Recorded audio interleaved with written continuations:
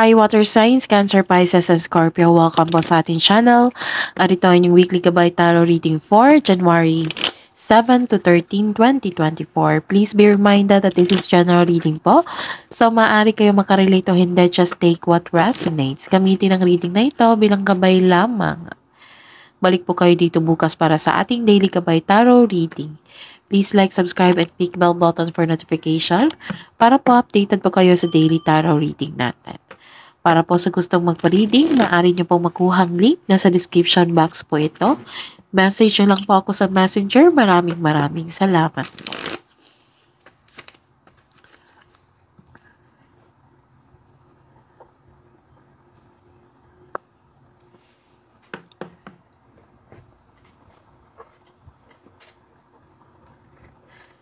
Spirits guys, ano po ang ganap sa week na ito para kay Cancer, Pisces, and Scorpio ngayong January 7 to 13, 2024. Ooh. Okay, so this is ano tawag nito? This is change for the better. This is good news also. Pwede din itong may good news sa pagbubutis, nakapasa, nakapasa ng exam, ayan. Okay, pero most likely this is pagbubutis eh. So, may good news po, change for the better. Hindi lang to sa pagbubutis May changes na ganap na for the better. This is good news also. Okay, so nagkaroon ng movement.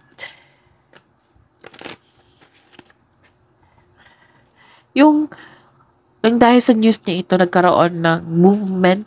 Maraming movement to pwedeng hindi lang isang tao to na mag-react. Ayun. Ano pa ang ganap sa week na ito? From January 7 to 13, 2024. Para po kay Cancer, Pisces, and Scorpio.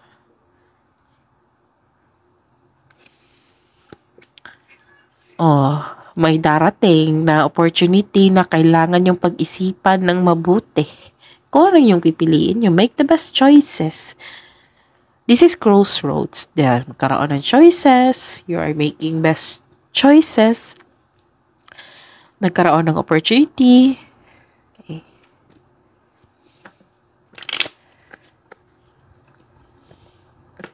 Pwede din naghati-hati kayo ng mga gawain. Ganon.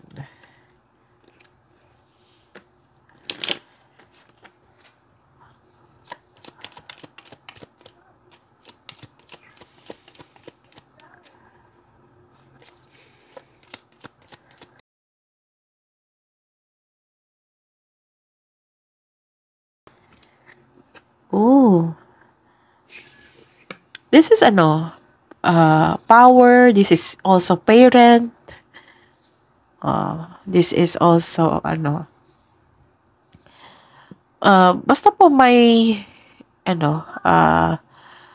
pwede ding boss ito may connection sa boss sa isang big business. Pwede ding mother figure ito, or may concern kayo sa inyong excess weight ngayon kasi marami kayong nakain nung holidays. This is also power So, ayun. Nagkaroon din ng protection dito. Maaring pinaprotektahan ka ng inyong parents.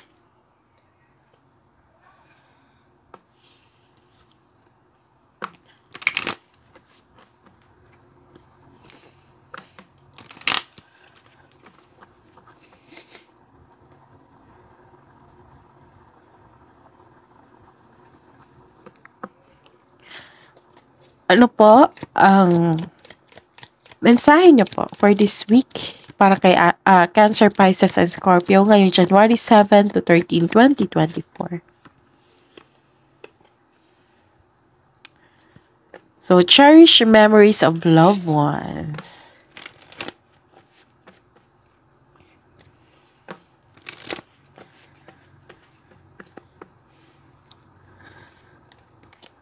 Mensahe po para kay Cancer, Pisces, and Scorpio ngayong week na ito, January 7 to 13, 2024. Wow, this is a new beginning. After nitong you're making best choices, this is also new beginning po. May bagong simula. Magpipili kayo, magkaroon ng choices. So, this is pabangon kayo. Okay, this is new beginning. Begin your new life now. May new life dito.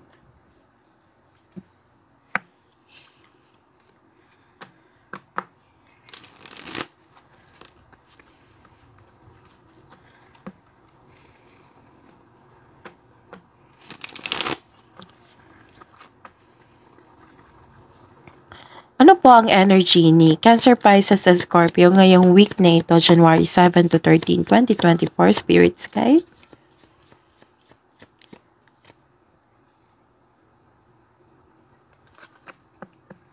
Clarification of this card po.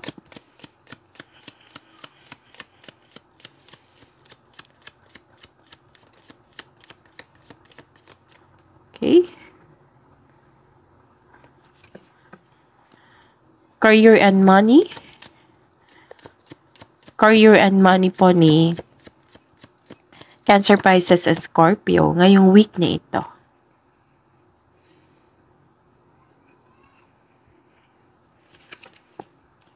Clarification of this card po.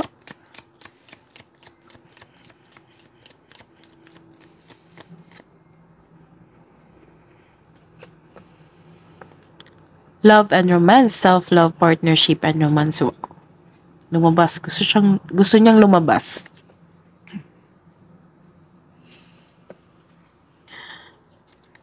Clarification pa for this card.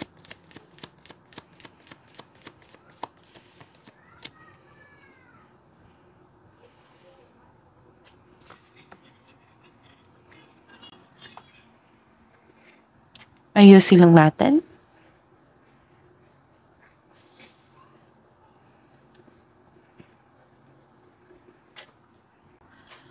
By the way, Cancer, Pisces, and Scorpio, please visit our channel po.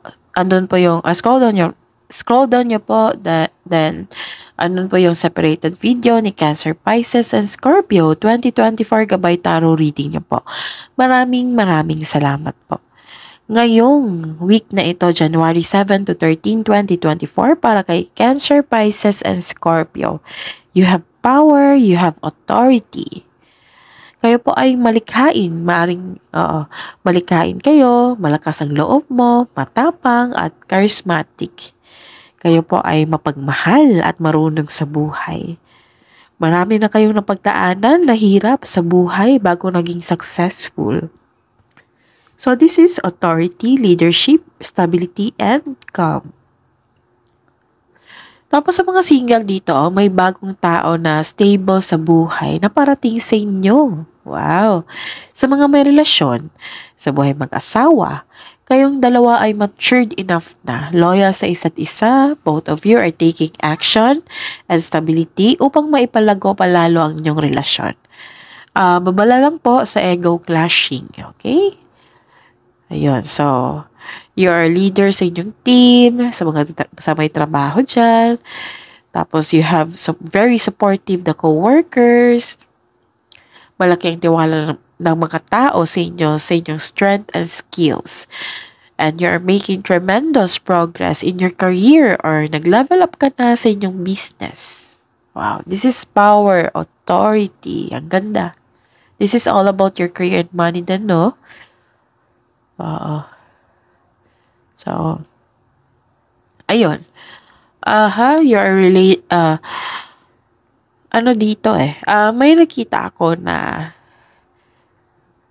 check nyo po daw yung pastime nyo. Okay?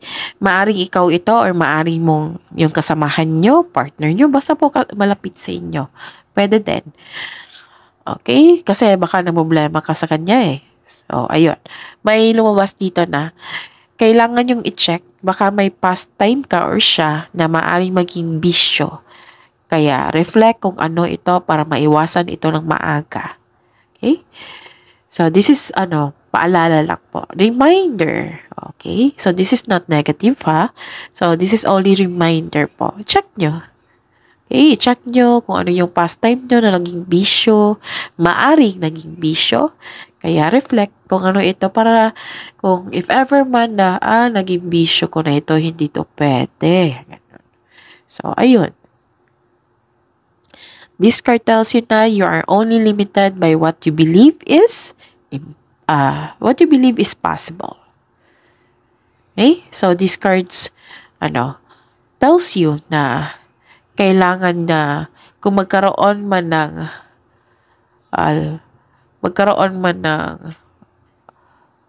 ego clashing, di ba? May sabi dito, baka magkaroon kayo ng ego clashing or i-check nyo. Baka naging controlling partner na siya. Kung wala, edi mas okay. Kung meron, ayun, baka kailangan yung pag-usapan to. Magkaroon ng communication. Okay? Tapos may nakita ko dito. Naging workaholic po kayo. O naging sobrang magsisipag dito sa trabaho. Oo, hindi naman ito masama. Pero, over ito eh. Sabi na over, sobra. Oo. Tapos,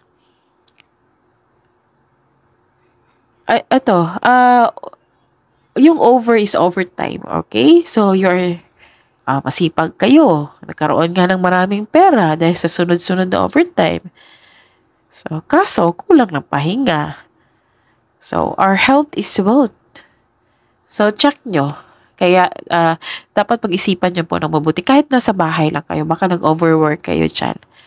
Okay? Kahit nasa school kayo, kahit nagtrabaho kayo, baka may over dyan na sabi nyo, wala na akong pahinga.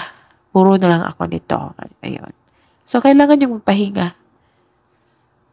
Okay? So, maraming paalala dito. Ano pa? Okay. Aha. Check ko muna, ha?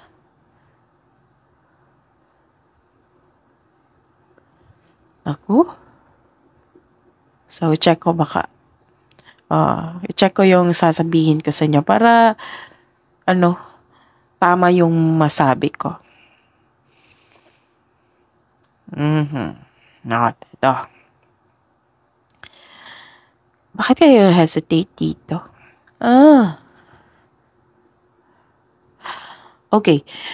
May problema kayo sa isang tao. Maaring kasamahan mo ito sa trabaho.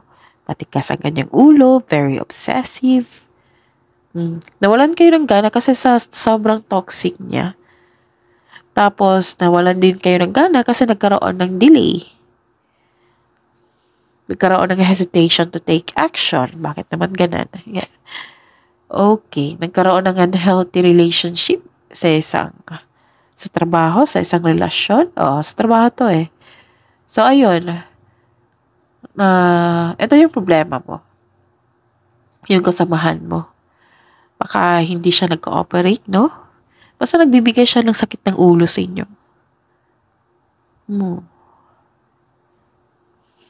Maaring boss mo to kasi may na-mention ako ditong boss. Okay?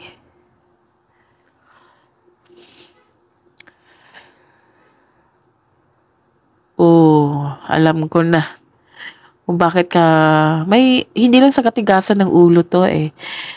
Namumblema ka sa isang tao na kasamahan nyo. Yes, kasamahan nyo dyan na hindi siya nagbibigay ng time or halaga sa kanyang trabaho.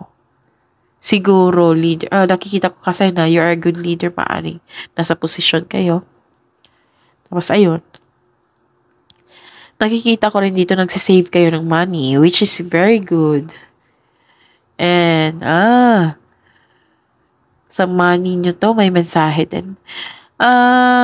May nagbibigay ng sakit ng ulo sa inyo kasi hindi nagbayad ng utang or masakit ang ulo nyo kasi hindi pa kayo makabayad ng utang kasi ayun, hindi pa dumating. Nagkaroon kasi ng delay, di ba? Hindi pa dumating yung pera na sana ibayad nyo doon sa ano, babayaran nyo. Okay? So, kaya nagkuripot kayo dito. Nag-save.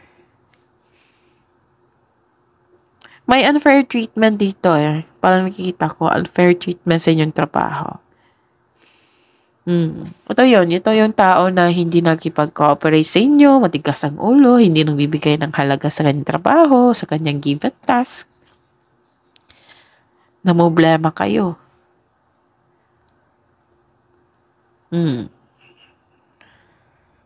Ano pa? Okay. Oh, this is hope and healing. May dumating na opportunities ha. Ito, sabi ko. May dumating na opportunities na ma-enhance yung nagkaroon ng self-growth, okay? Tapos, may renewal of love dito. Renewal of love. Tapos, ayun. Nakita ko dito may pag-asa kang madama. Oh, maging positibo at gumawa ng paraan. Kasi may dumating na opportunity. Oo. This is a hope para maayos mo lahat. Ganun. So, this card offers hope and guidance. So, kung nahihirapan kayo ngayon, have faith that your luck is about to change for the better. Di ba sabi ko kanina dito, change for the better? Wow. Change for the better din to. Excuse me. Inom muna akong tubig.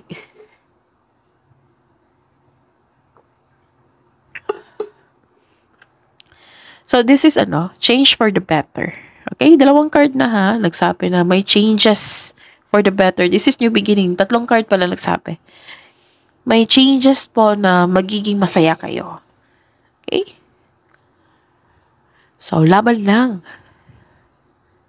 Kung nahihirapan kayo ngayon, have faith that your luck is about to change for the better. Kailangan niyong magtiwala. Magtiwala sa inyong sarili at sa taas. Oh, may nakita ko dito na you are very inspired to create beauty and style sa inyong bahay. Most of you. So, this card tells you na all your dreams are coming true. Para sa mga single dyan, you are in a process on healing pa. You are distant to be with someone. Wow. May katadhana dito. It's time to find a soulmate. Para sa mga may relasyon at sa mga buhay mag-asawa. Oo.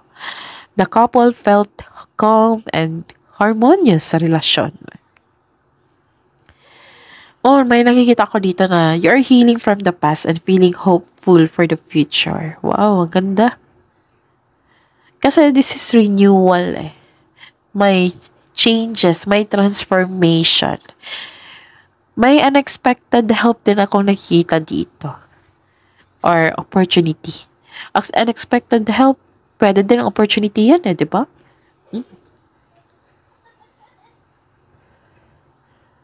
Okay. So, may pag-asa kayong madama. Kailangan nyo lang maging positibo at gumawa ng paraan. Okay? You are divinely guided naman. Nakikita ko dito. So, have faith that your luck is about to change for the better. Pabangon ka na dito. You're taking time to your family also. Nakikita ko dito. You're creating memories. Ano pa? Ano pa ang mensahe?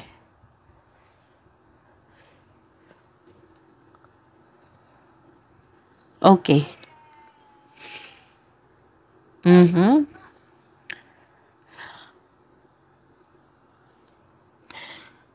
May advice po dito. May advice ako nakikita po dito. Oo. May advice ako nakikita dito eh. Pwede itong... Okay. Saglit lang po. Okay. May advice ako nakikita dito to create a concrete plan in order to regain momentum. Tapos, impulse control ay kailangan in order to grow and take action in a positive direction. Tapos sabi po dito, reminder lang po. Sabi po dito, sabi po ng card na, iwasan nyo po daw magdesisyon ng mabilisan, yung mabilis na pagkilos, ayun. Okay? Maraming paalala dito. So, ayun. Ano pa? Ano pa yung mensahe? Okay. May kasi dito pwede din positive ito na kaguluhan. Meron din ako nakikitang kaguluhan dito. Sa sobrang saya. Or may pag-aaway, alitan. Pero hindi po kayo involved. Parang nabalitaan nyo lang. Ayun. Okay? So, follow nyo po yung sabi dito na impulse control ay kailangan magkaroon ng concrete plan kasi may nakita ko dito after this, kung masunod nyo ito, magkakaroon ng new direction. Magkakaroon ng focus, determination, concentration. Tapos, uuwi ka ng successful. This is also traveling pero matagal pa ito or matatagalan siya kung hindi mo gawin yung binigay sa inyong mensahe na kailangan ng impulse control, tapos concrete plan, tapos iwasan yung magbigay kayo or magkaroon ng hesitation para gawan ng action or moving quickly, ganon. Or making a decision na sobrang mabilis, ganon. Kailangan ng plano po. Okay? Hindi sa sinabi ko matagal pa to, napatagal na maabuti ng isang taon. Hindi po. Kailangan mo lang po, yun, ma-conquer or magawan nyo ng paraan at iwasan yung mga sinabi na reminder para maisa katuparan ito. Kasi may nakita talaga ako na uuwi kayo ng successful. Kailangan nyo lang ma-overcome itong sinabi po.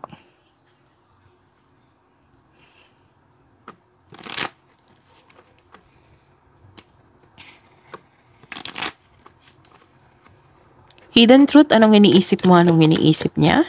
Ng mga Cancer, Pisces, and Scorpio ngayong January 7 to 13, 2024. Just being near you is intoxicating.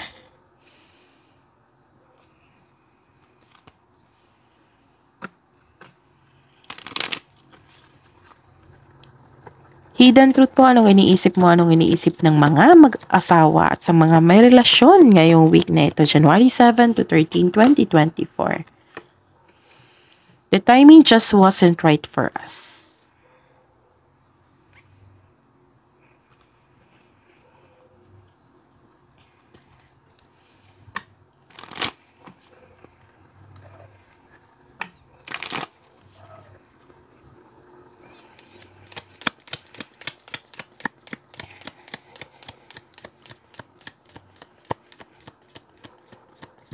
Self-love message po. Give time to our nature, connect with the earth.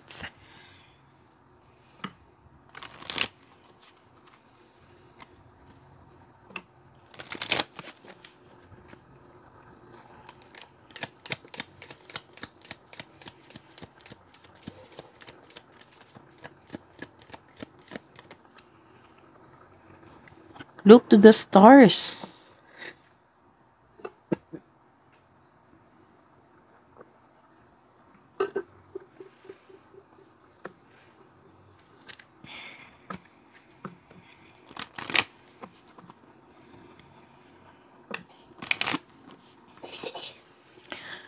Love message po para sa buhay mag-asawa at sa mga may relasyon ngayong week na ito, January 7 to 13, 2024. True love. True love comes when you least expect it.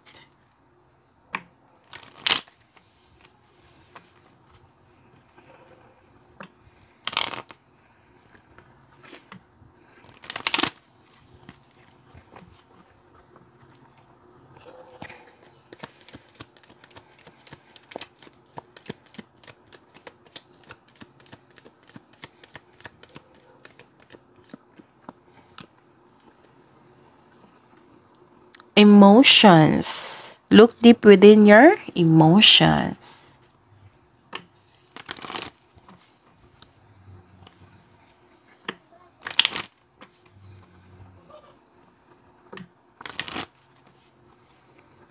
Wisdom message niyo po para kay Cancer, Pisces, and Scorpio for this week.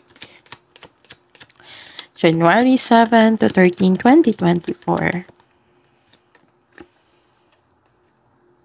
Move forward. Experience the grace of who you truly are.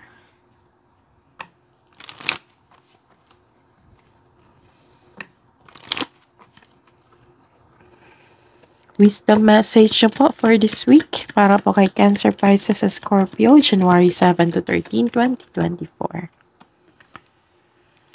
Accepting challenges. Trust your inner resources. Inom lang po akong tubig ha. Saglit lang po. Pasensya na.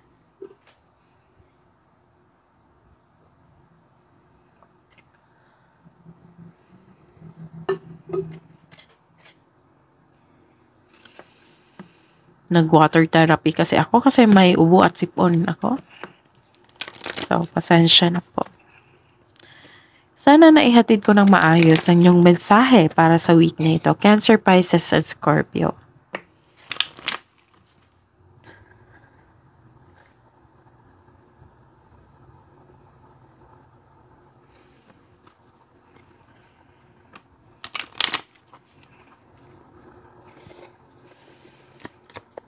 Wisdom message niyo po.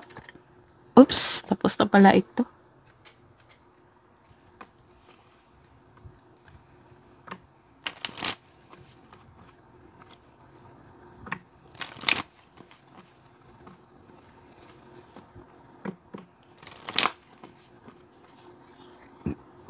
Excuse me. Ano po ang kabuang advice niyo po para sa week nito para kay Cancer, Pisces, and Scorpio ngayong January 7 to 13, 2024? Wow! Luck is on your side.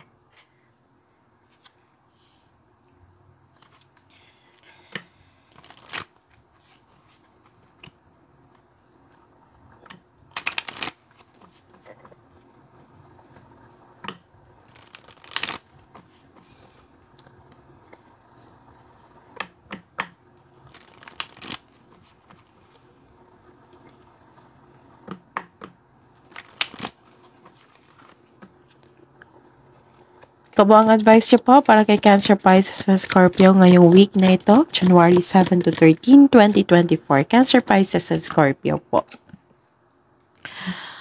Sabi ko na nga ba? Your hard work is paying off. Wow! Ganda. So, claim nyo na.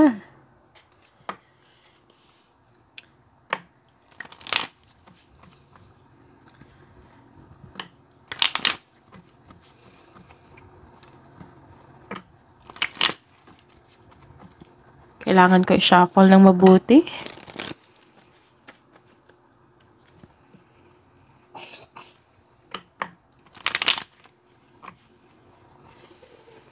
Spirits, guides, angels, archangels, guardian angels, mensahe niyo po para kay Cancer, Pisces, at Scorpio ngayong week na ito from January 7 to 13, 2024.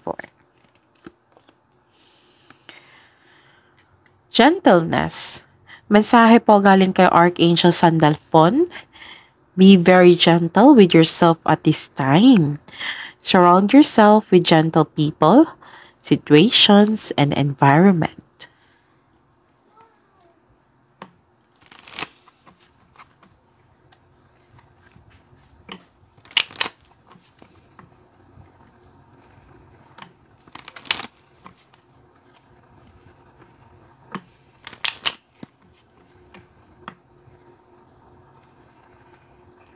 Kaya pala may sinabi dito na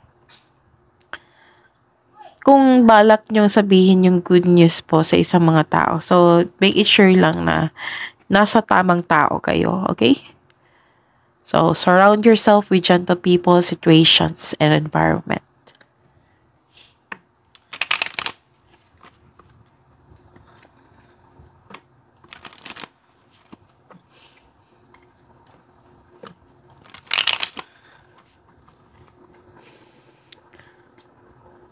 spirits, guides, angels, archangels, guardian angels, mensahe niyo po para kay Cancer, Pisces, and Scorpio ngayong week na ito.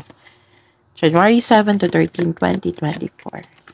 Message from, wow, peace. Ito yung the best.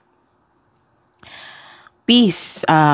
Message from Archangel Chamuel. Peace comes from remembering that only love is real. So again, pasensya na po sa boses ko ngayon ha, kasi may ubo ako at sipon ako.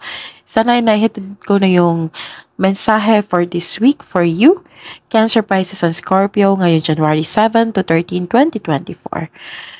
Please like, subscribe, and click bell button for notification para updated po kayo sa daily tarot reading natin. Maraming salamat po.